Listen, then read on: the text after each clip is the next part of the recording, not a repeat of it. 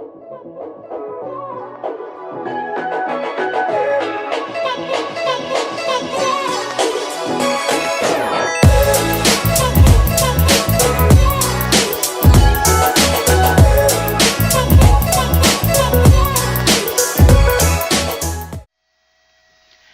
everybody, welcome back to my channel. So I've been getting some requests to do a tutorial on how to make HUDs, how to design, let's say that, how to design my texture HUDs. And mine are, I made the template for it quite a long time ago, but I can break it apart and show you what each piece is, and hopefully that will be enough to give you an idea on how to create your own.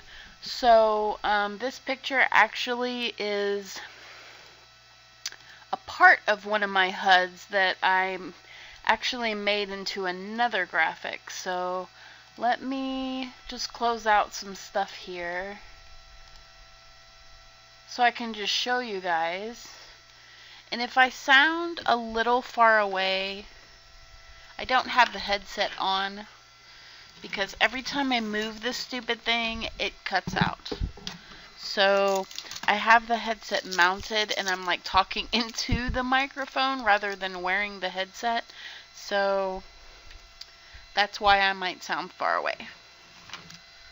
But I'm trying to speak a little louder so it'll pick it up. Okay, so let me break this apart for you guys.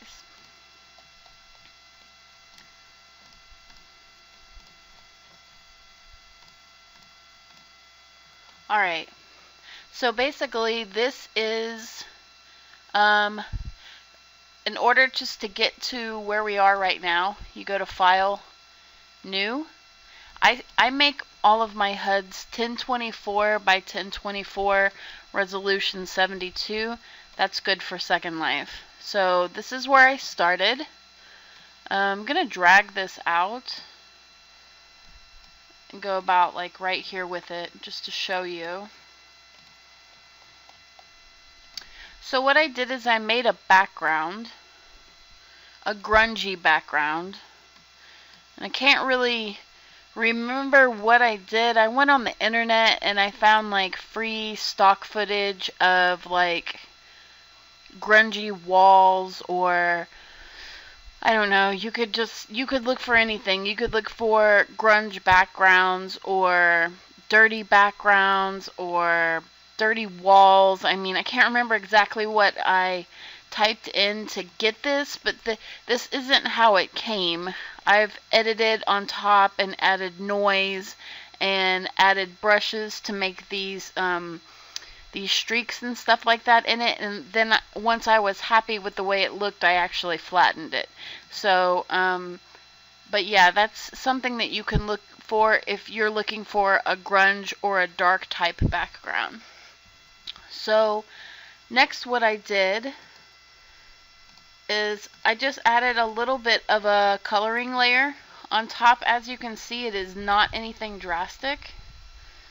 Let me pull this down. It's not drastic.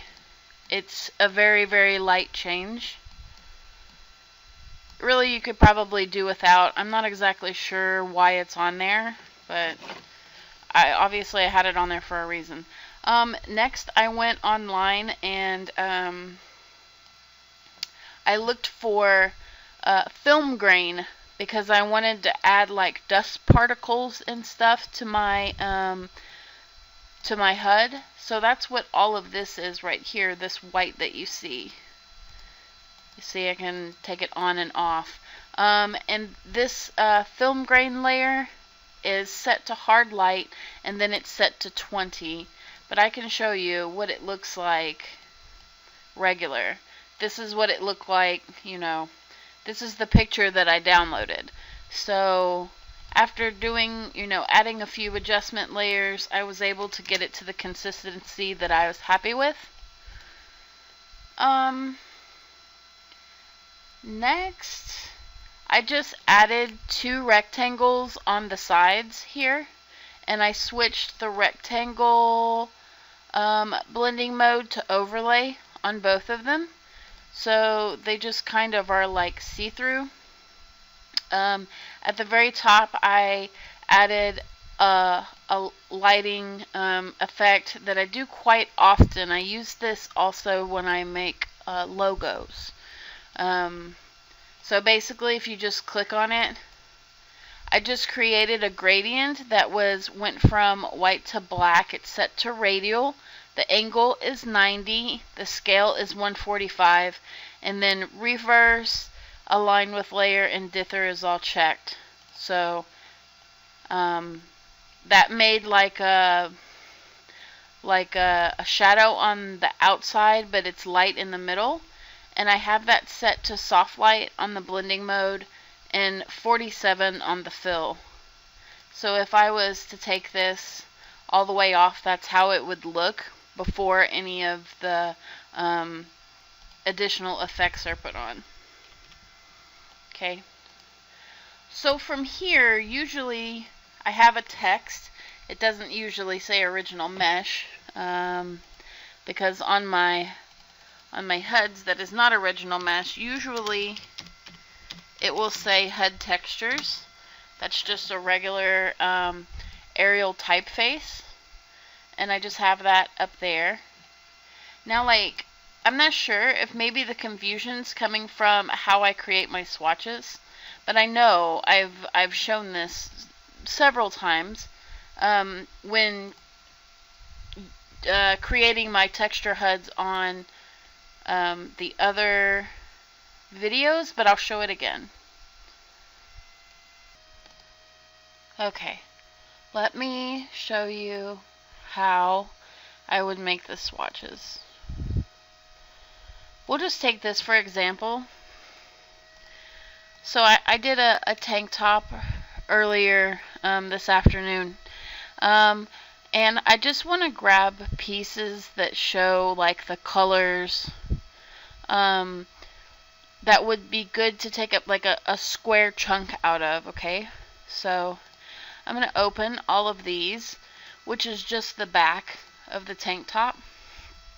I'm going to drag these down, and really I just want to put them all on one picture. So I'm going to I have my move tool selected, and I'm going to click on this top picture here, the white one. I'm going to press shift, and I'm going to drag and drop just like that to where it's one on top of the other. I'm going to do the same thing for all of the copies that I want to take a swatch of. Okay, so you see how all 4 are on top of each other. Very easy. Everything is aligned because I pressed shift, and it literally just took the picture and dropped it right on top perfectly. So next what I'm going to do is I'm going to come up here to the crop tool, and I'm just going to take a crop of really the center of this of the back of the tank top.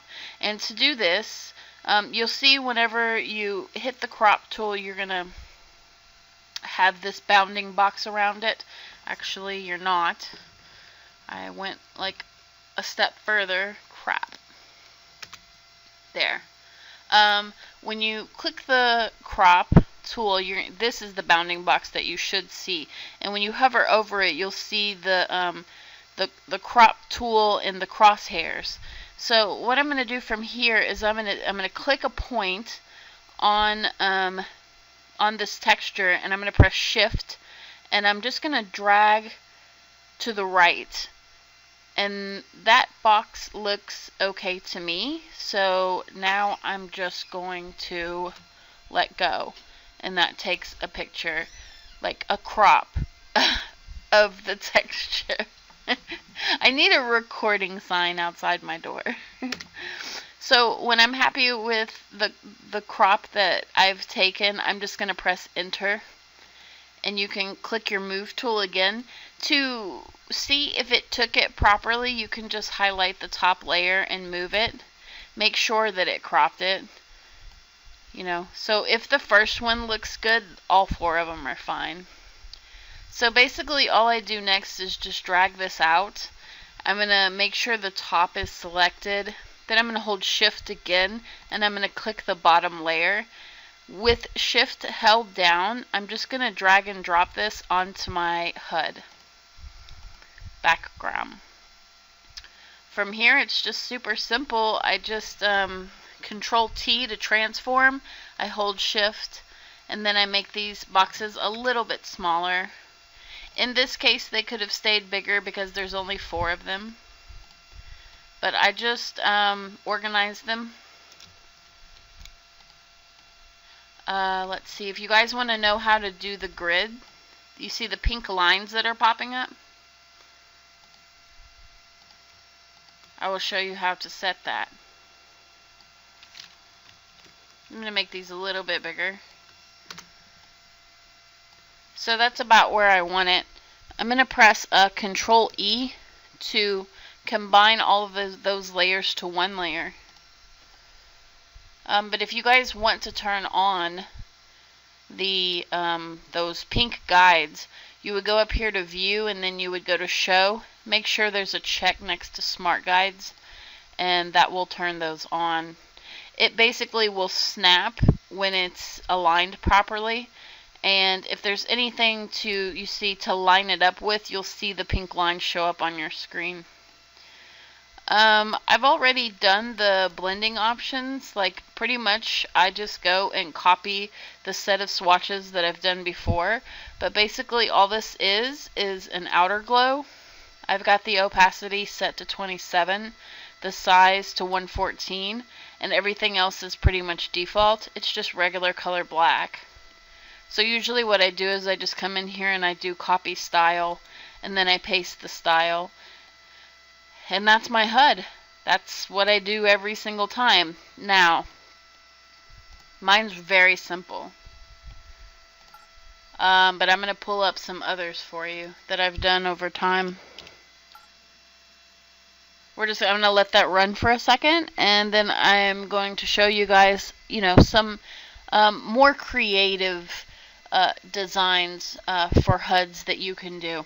Mine are very simple because I've been in Second Life for 8 years, and I'm tired of being extravagant and over the top. Like, I just want to kind of be lazy. But I wasn't always this lazy. I kind of got really addicted to making HUDs. But I can show you some really nice ones that I've done in the past here. I'm waiting for them to pull up on my other screen. Actually, I can just show you. If you don't believe me that I've made a ton of shit in 8 years of Second Life, have a look at all of this. These are all texture HUDs that I've made over the years, and as you can see, it's still searching. We'll let it search here for a second, and I'll blow some of these up so you can see the different styles that I've done.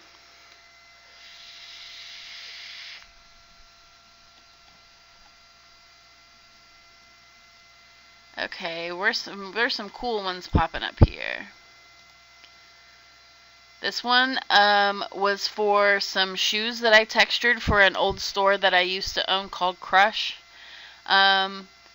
This one would have dealt with faces, so it would have dealt with no cards.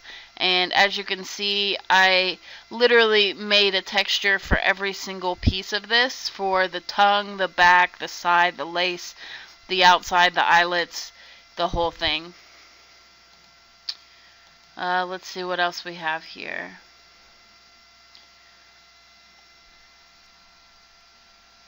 I have some really nice ones if they would just pull up. Here's another one that was for a tennis shoe for the same company. And I don't like this one so much. I tried to do the effect of like the lines to show what each piece gets textured, but I think this is the only one that I ever did this style because it's just horrible looking. Here's another. And these are I'm giving you just examples of how creative you can get with it. You don't have to do them super plain like I do. Really, it's up to you. It's total, you have total freedom. I'm still waiting for certain ones to pop up.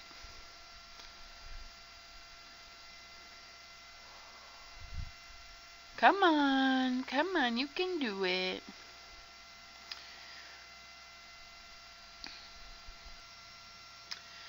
Alright, so here's a couple examples. There's a Catwa Omega tutorial on my channel somewhere, but this is an example of what I did with a skin applier. Same thing. I mean, I used the Catwa and the Omega scripts, but I also used the Bosch scripts to control the next page and the power buttons. The rest of this was down here was scripted with Omega.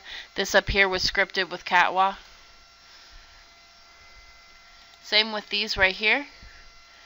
These are skin appliers back when I did skins. Same thing.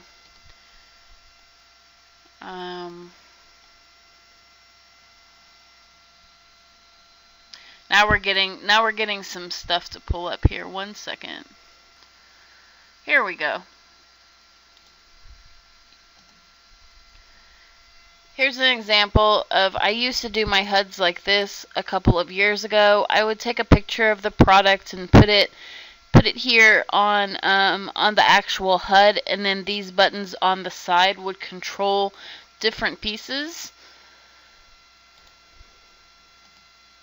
This is another HUD that I had, basically controlled, well, this one was an opener, actually. When they could attach this to their screen, they could turn it off here on the power buttons if they wanted the mouth appliers, skin layers, you know, makeup layers, product info. All of these boxes would be clickable, and it gave them items. Still looking for a couple of others that I don't see yet.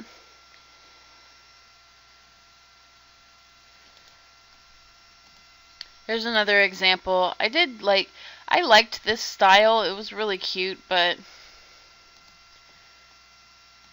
I don't know. If you guys have followed me for a while, if you know anything about my store, you'll know that I like to change stuff quite often. My style of stuff. This is another skin applier HUD. These were lipsticks, these were eyeliners, and of course the skin here in the middle for Catwa. This is one of them that I was going to show you. I did a series like this, and I really like these HUDs, but I don't know, like I said, I switched it up after a while, so you don't have to do squares. Like, by all means, switch that shit up. Like, have fun with it. These were really simple for a store that I used to own called Clusterfuck. I only did three swatches, I think, for the most part, on all her clothing. This was for, I used to do piercings. I had a piercing store called Adrenaline, and this all controlled the piercing pieces. Oh, here they are. Here are the big ones. This is what I was hoping what would pop up in this. Okay, so this is back when I used to do the really massive texture HUDs. These were some leg warmers. I know they don't look like leg warmers, but they are. They look like hooves, like horse hooves, but they're not. They were leg warmers. This specific HUD had 3 pages. Let me see if I can find the rest of the pages. There's one. This looks like them right here. Okay, so as you can see, oh, maybe not. Hang on. I'm going to try to arrange this for you.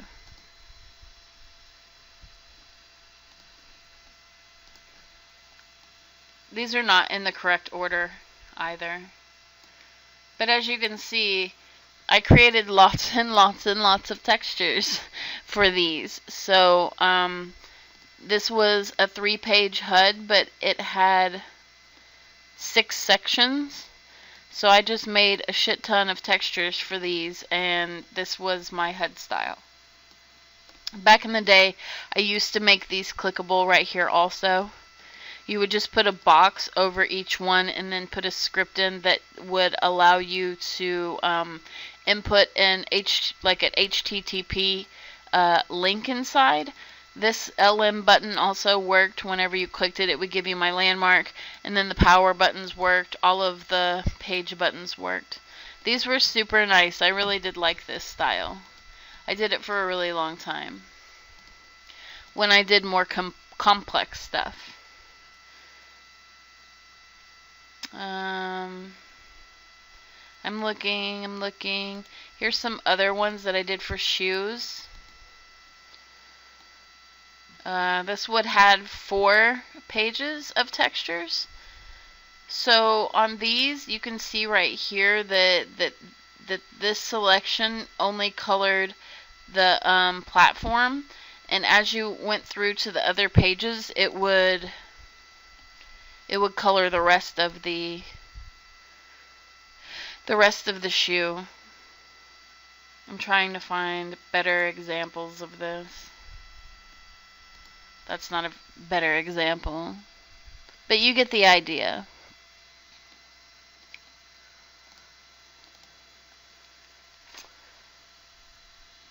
Just going through to see if I see anything else that would be a good example to show you.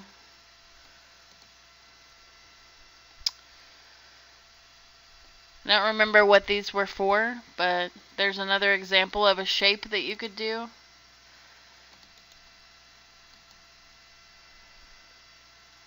Same there. Same there. So, I hope that helped. At least give you an idea. Also pay attention to HUDs that you get from items that you buy. Look at the way that they organized everything. Maybe that will help spark some ideas on how you might want to design your own HUD. Maybe even look at like-minded things. Like if you're a person who textures templates, maybe purchase whatever template you're working on from another store, just to see how they set it up on their texture HUD. There's nothing wrong with that. You're supporting the store. I don't suggest copying them verbatim, but if you were to allow that to give you inspiration to create your own, to at least get the wheel turning in your head to, charge up some ideas. Just do not copy them verbatim. This was nail textures for a store that I owned called Cute Shit. This was also nail appliers.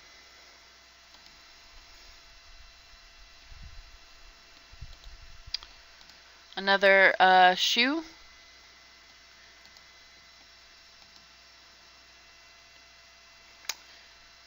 I think that's pretty much it. I mean, I hope you guys got an idea of how I designed the HUDs. I hope, this was kind of nostalgic to go back through here and look at all of this stuff I've kind of forgotten about. Wow, it's like a lot of stuff. It's a lot of work put into it for sure. But I hope that helped you guys. If it did, leave me a comment below, and if there is something else that you would like to see from me, definitely leave me suggestions down there. I read all of the comments. They actually show up on my screen down here whenever you leave one, so it alerts me right away. And I read them and I will respond. So if there's something else you want to see, definitely let me know. If you like this channel and you have not done so, please subscribe and share. Share the love. Share the love. What is this? See, cute. Sometimes I go back through here and I'm like, why did I stop doing that? Because that is so cute. Yeah, these are cute. I might actually use this one again. See, I'm so sidetracked. I'm like, oh, look at this. That is adorable. But I'm a sucker for pink, so yeah, if you guys like my channel, please subscribe, please share it, let your friends know. If you have other creator friends and they're having trouble, let them know that there is a channel out there that is trying to help them. My goal is 1,000, so I think the last time I looked, we're like 40 people away, 40 subs away. We can do this. So, if you like this video, please give me a thumbs up, leave me a comment, subscribe, hit the bell if you want to be alerted when I upload. And thank you so much for watching. And I really hope my microphone did not screw up. If it did, I'm sorry. Yeah, so I've been rambling for 30 minutes. I love you guys. I will see you later. Bye!